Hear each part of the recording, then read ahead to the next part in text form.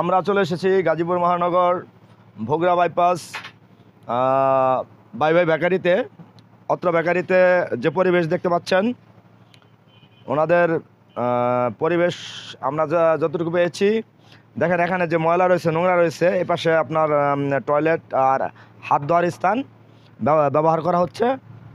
আর আপনার এই সাইডে যে এখানে প্যাক করা হচ্ছে, বেকারি মাল প্যাক করা হচ্ছে, পরিবেশ দেখতে পাচ্ছেন।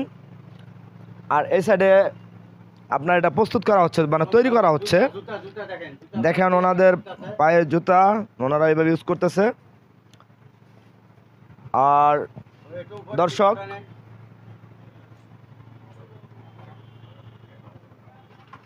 তো এখানে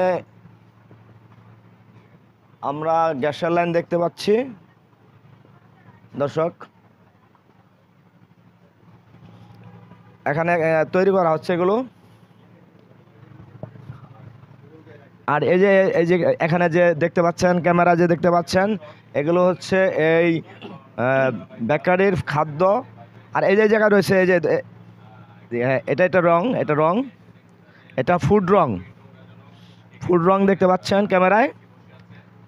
আর এখানে এই যে দেখেন অত্যন্ত নোংরা, এখানে মনে হচ্ছে এটা এগুলো বিভিন্ন কেমিক্যাল এবং এই ফুডে দেওয়া হয় কেমিক্যাল, সেই কেমিক্যালগুলো অত্যন্ত নোংরা এবং পরিবেশ অত্যন্ত নোংরা। এটা হচ্ছে গাজীপুর মহানগর ভোগড়া বাইপাস সংলগ্ন ভাই ভাই বেকারি।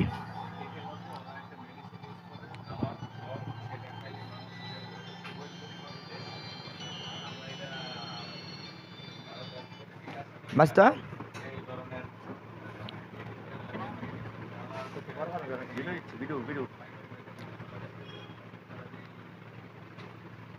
দর্শক, এই যে ওনার ট্রেড লাইসেন্স দেখতে পাচ্ছেন, 16 সালে লাইসেন্স কিন্তু এরপরে নবায়ন করেছে কিনা জানি না,